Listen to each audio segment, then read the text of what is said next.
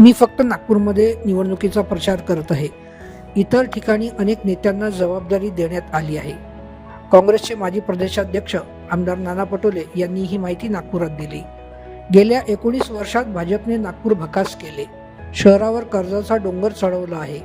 पाणी योजना खोटी ठरली. लोकांकडून पैसे वसूल केले जात आहे. भाजप आता चिवडा पार्टी राहिली नाही तर बिर्याणी पार्टी झाली आहे, असं नाना पटोले म्हणाले. मुख्यमंत्री लाडकी बहीण योजनेसाठी निधी निवडणुकीच्या तोंडावर देणं हे योग्य नाही. हे प्रत्येक स्तरावर बहिणींचा अवमान करते. राज्यकर्ते चूक करताना झोपले होते. पुण्यातील जमीन प्रकरणावरही अजित पवारांनी लबाडी थांबवावी, असं नाना पटोले यांनी यावेळी नमूद केलं. मी तर आता फक्त नागपूर महानगरपालिकेच्या प्रचारामध्ये आहोत आणि नागपूरमध्ये यावेळेस काँग्रेसचा तिरंगा फडकेल अशा पद्धतीची परिस्थिती आहे. नागपूरच्या महानगरपालिकेमध्ये गेल्या 19 वर्षापासून भाजपाची सत्ता आहे आणि नागपूरचा जो भकास झालेला आहे विकासाच्या नावाने आणि त्याचा हा कर्जरूपी पैशाचा बोजा हा नागपूरकरांना भोगावा लागतो आहे. ज्या आश्वासन 2007 मध्ये भाजपने महानगरपालिकेत येताना दिलेलं होतं की आम्ही 24 तास पाणी देऊ, स्वच्छ पाणी देऊ, त्याच्यामध्ये पाणी नाही दिलं, पण लोकांकडून पाण्याच्या नावाने पैसे लुटण्याचं काम या भाजपने केलेलं आहे.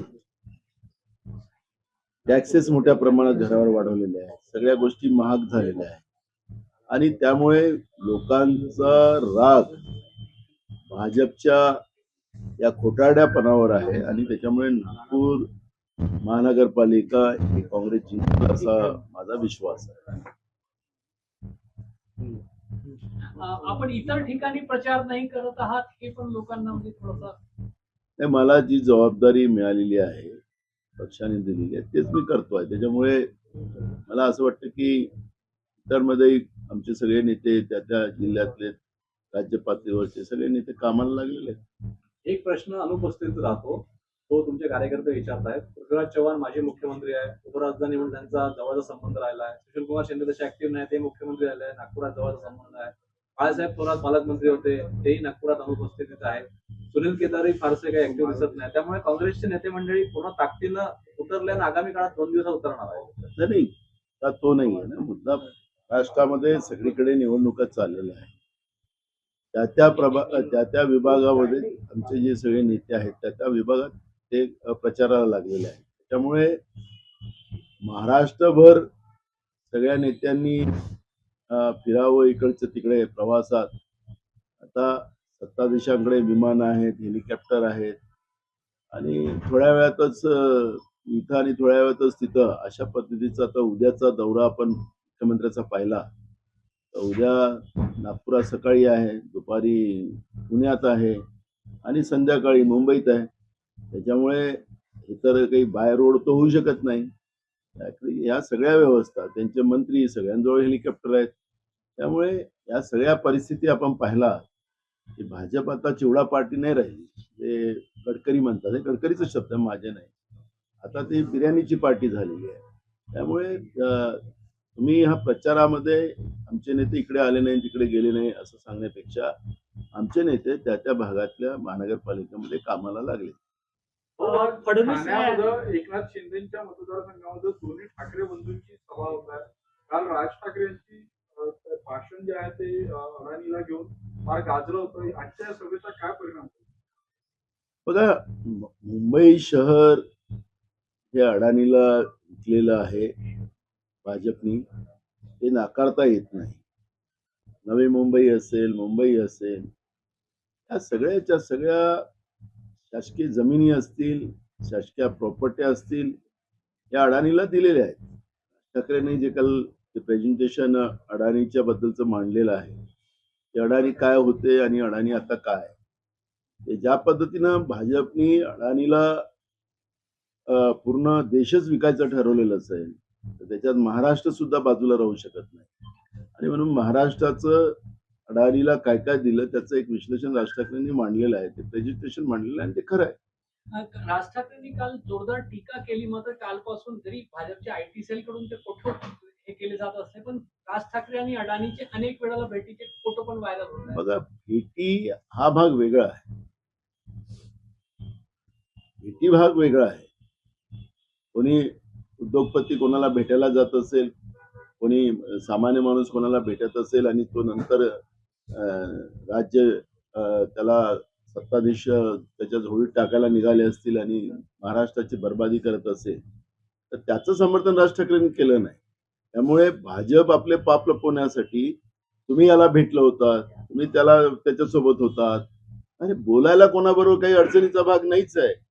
पण याचा अर्थ असा नाही की तुम्ही महाराष्ट्रच त्याला या सगळ्या आपले पाप लपवण्यामध्ये महाराष्ट्र जो विकलेला आहे, ते पाप लपवण्यासाठी तुम्ही आयटी सेलचा फायदा घेऊन राज ठाकरेचे आणि अडाणीचे फोटो दाखवत असाल, तर ही घाबरलेल्या बीजेपी आहे, जी वस्तुस्थिती लोकांसमोर येऊ देत नाही आणि त्यासाठी या पद्धतीचं हे नालायक कृत्य बीजेपी करते असं मी म्हणेन. फडणवीस यांनी माझ्यावर जर टीका केली असेल तर मी त्यांच्या वरिष्ठांशी बोलेल, कारण की वरिष्ठांशी बोलून मी युती केलेली आहे असे अजित पवार यांनी म्हटलेलं आहे. मी अनेकदा सांगितलं की ही त्रिकूट तीन तिघाडा काम बिघाडा जे सरकार महाराष्ट्रात आहे, त्यांचं विधानसभेतही अनेकदा आम्हाला जाणवतं. एखादी योजना असेल मुख्यमंत्र्याच्या नावानं, तर मग शिंदेचे मंत्री कसे विरोध करतात, मग अजित पवार कसं विरोध करतात. म्हणजे या सगळ्या प्रक्रियेमध्ये महाराष्ट्राच्या विधानसभेतही त्याचं दर्शन आपल्याला सगळ्यांना झालं असेल. एक शिक्षण विभागाचा प्रश्न मी उपस्थित केला होता आणि त्या प्रश्नामध्येच ते दादा घुसेंनी माझा काय दोष आहे, तुम्ही मला बीजेपी वाले घेरताय असं म्हणाला तो. आणि तो अजित पवाराकडे बोट दाखवत होता की तिकडून मला पैसे मिळाले आणि मी काय करू. म्हणजे ही जी काही परिस्थिती आज महाराष्ट्रामध्ये आहे, त्या परिस्थितीची जाणीव पण भाजप, शिंदे सेना असेल की अजित पवार असेल, या दोघांना एक गिळंकृत केल्याशिवाय राहणार नाही अशी स्थिती आज आपण पाहतो. अजितदादा पुण्यामध्ये आपल्या भाषणात म्हणाले होते की मेट्रोमध्ये महिलांना जे प्रवास मोफत करू, त्यावरूनच फडणवीसांना जेव्हा प्रश्न विचारला गेला ते म्हणाले की घोषणा करायला कोणाच्या बापाचं काय चाललं. तर मग ते घोषणाबाजीमध्ये फडणवीस कुठं माग आहे. त्यामुळे त्यांची छोटी घोषणा झाली अजित पवारांची, मी त्याच्यापेक्षा पुढं आहो असं फडणवीसाला सांगायचं असेल. त्यामुळे फडणवीस घोषणा करायला काय लागतं असं म्हणाले, तुम्ही म्हणजे त्याच्यापेक्षा पुढं आहो असं सांगायचा प्रयत्न फडणवीसांनी केला असं. अहो, मुंबईमध्ये काँग्रेसची एकही मोठी सभा झाली नाही. प्रकाश आंबेडकरांसोबत काँग्रेसची एक सभा होईल, काही का राहुल गांधी मुंबईत प्रचाराला येईल, अशा सगळ्या चर्चा होत्या. आता एक दिवस शिल्लक आहे. बघा, राहुल गांधींचं नगरपालिका स्थानिक स्वराज्य संस्थांमध्ये सभा होणं असं काही चर्चा पण मोदीच्या होऊ शकते. त्याला काही अडचणीचा भाग नाही, ते प्रचारकच आहे सल्ला. राहुल गांधी स्थानिक स्वराज्य संस्थांचे प्रचारक येतील असं कोणीच सांगितलं नाही आणि अशी अफवा कोणी उडवत असेल तर ते चुकीचं आहे. देवेंद्र फडणवीस एकही मोठी झालेली नाही मुंबईमध्ये. कोणी मोठे नेते देखील मुंबईत दिसले नाही काँग्रेस. त्याने आमचे स्थानिक पातळीवरचे तिथले आमचे खासदार वर्षा गायकवाड असेल, सगळे आमचे नेते आमदार आहेत, ते त्या पातळीवर सभा घेतात आहेत आणि मोठ्या सभा होतात आहेत. देवेंद्र फडणवीस आपण एक गोष्ट पाहिली की यांचे एक नेते आहेत उत्तर भारतीय, कृपा शंकर नाव आहे त्यांचं. त्यांनी एक स्टेटमेंट केलं होतं मधल्या काळात की उत्तर भारतीयांचं वर्चस्व कसं आहे वगैरे वगैरे. त्याच्यावर एक मोठा वाद झाला होता आणि त्या वादामध्ये असं एक गोष्ट पुढे आली की जो मराठी बोलतो तो हिंदू आहे आणि जो हिंदी बोलतो तो हिंदू नाही आहे. म्हणजे मला एक कळत नाही की निवडणुकीच्या काळामध्ये हिंदी बोलणारा मराठी बोलणारा माणूस हिंदू नाही हे का प्रमाणपत्र देणारी भाजप पार्टी आहे का. मी माझ्या घरी हनुमान चालीसा वाचावं का नाही वाचावं ते काय ते मला सांगू शकतात. मी मला जे संस्कृती माझी आहे ते माझ्या संस्कृतीप्रमाणे, मुसलमान असेल तर तो नमाज पडेल, शीख असेल तर तो गुरुद्वारात जाईल, बौद्ध असेल तर बौद्ध विहारात जाईल. हे कोण होतात, त्यांना कोणी दिलेला अधिकार हा लोकशाहीमध्ये की कोण आपल्या धर्माचं काय करावं. तर आमच्या नागपूर विभागामध्ये मोठ्या प्रमाणात परमात्मा एक सेवक आहेत. ते सत्यनारायणची पूजा वगैरे करतच नाही, त्यांनी वेगळी व्यवस्था केलेली आहे. मग त्यांना हिंदू नाही म्हणणार का हे लोक. हे कोण प्रमाणपत्र देणारी बीजेपी आहे, कोण हिंदू आहे, कोण मुसलमान आहे, कोण हे आहे. आणि म्हणून मला असं वाटतं की तुम्ही जे पाप केलेलं आहे गेल्या 12 वर्षात सत्तेमध्ये, नरेंद्र मोदी सरकार असो की फडणवीस सरकार असो, यांनी जे पाप केलेले आहे ते पाप लपवण्यासाठी तुम्ही धार्मिक तेढ निर्माण करू या पद्धतीनं तुम्ही आपले पाप लपवत असाल तर हे महाराष्ट्रातली जनता एवढी खुरी राहिलेली नाही. महाराष्ट्राच्या जनतेला आता भाजपचा असली चेहरा समजलेला आहे आणि त्याच्यामुळे या निवडणुकीमध्ये एक लोकांनी भूमिका घेतलेली आहे आणि घ्यावी. की भाजपला आता प्रत्येक सत्तेच्या बाहेर काढावं अशा पद्धतीची भूमिका महाराष्ट्राच्या जनतेने घ्यावी.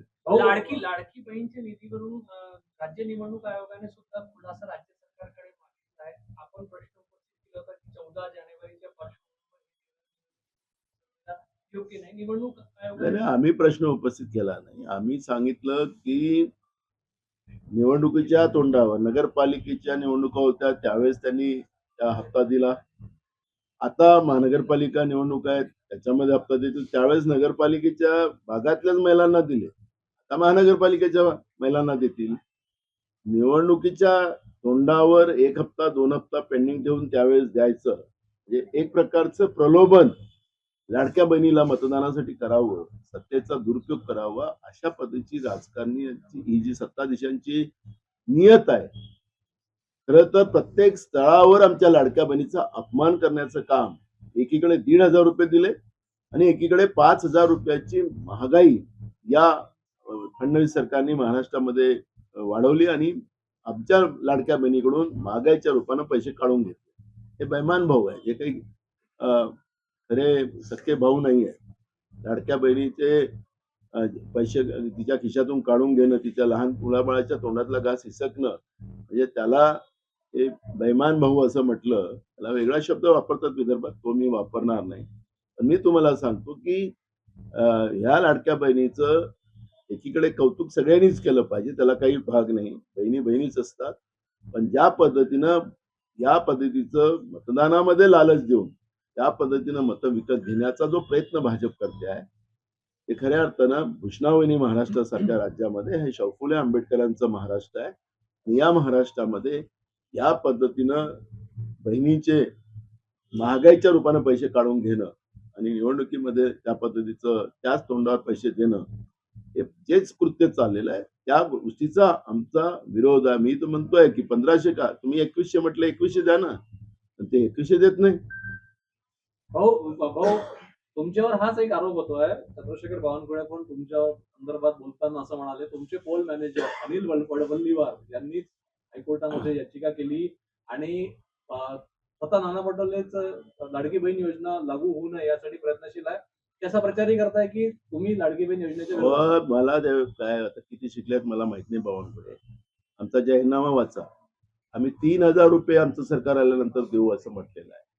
आणि राहिला अनिल वडपल्लीवार नावाच्या व्यक्तीला ते पुढे आणतात. तो काँग्रेसचा कधीच सदस्य राहिला नाही आणि आज काँग्रेसमध्येही नाही. त्याच्यामुळे या पद्धतीनं वडपल्लीवारांनी कोणासाठी काम केलं, कशासाठी याचिका टाकली आणि कसं त्या निवडणुकीच्या काळामध्ये भाऊ बनवायला बीजेपी आणि या महायुतीला संधी मिळायची, ते कोणाचा माणूस होता ते त्यांनी तपासावं.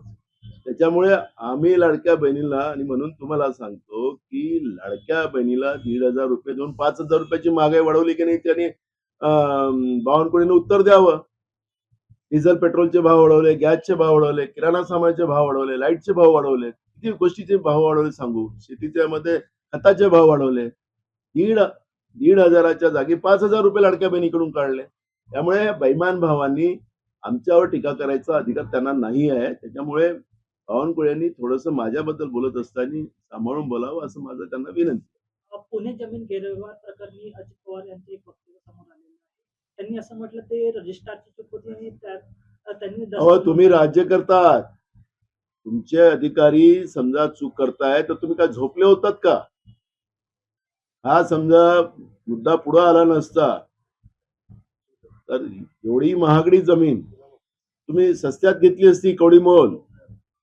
जसं 1 रुपयाला तुम्ही नागपूरमध्ये सिम्बॉसिसला 40 एकर जमीन दिली, गरीब पोरांना शिक्षण देऊ असं सांगितलं. आता 16 लाख रुपये फी घ्यावं लागते तिथं. म्हणजे गरीबांना आता 16 लाख रुपये ते घरून आणायचेत का? त्याच्यामुळे या पद्धतीचं लबाडी करायचं काम अजित पवारांनी सोडावं. मग तुम्हाला राज्य करता येत नाही, तुम्ही राज्यकर्ते म्हणून तुमच्यावर प्रशासनावर तुमची धमक नसेल तर तुम्ही सत्तेच्या बाहेर या ना.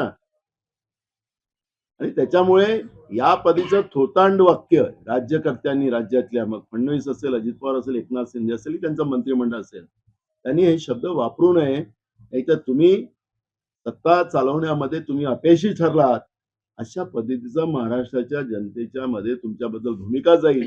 आणि आज तुमच्या या भ्रष्टाचारामुळे महाराष्ट्रामध्ये भ्रष्टाचार खालच्या लेवल पासून शासकीय प्रणालीमध्ये मोठ्या प्रमाणात वाढला आणि जनतेची लूट होत आहे. आणि त्याच्यामुळे या पद्धतीनं अधिकाऱ्यांचा दोष आहे असं सांगण्यामध्ये तुम्हाला तथ्य नाही. आणि म्हणून मी तुम्हाला वारंवार सांगतो की त्या प्रकरणात जे तुम्ही विलास खारगेची समिती बनवली त्याच्या जागी तुकाराम मुंडेची समिती करा असं मी सांगितलं होतं. म्हणजे दूध का दूध पाणी का पाणी झालं असतं, पण ते करायला हिंमत नाही या लोकांना. म्हणून कोणाचा दोष आहे काय आहे ती वस्तुस्थिती पुढे आली असती. म्हणून या विषयावर त्यांनी चर्चाच करू नये मला असं वाटतं. आणि तुम्ही राज्य करण्यामध्ये तुम्ही अपयशी ठरलात हाच त्याचा अर्थ निघतो.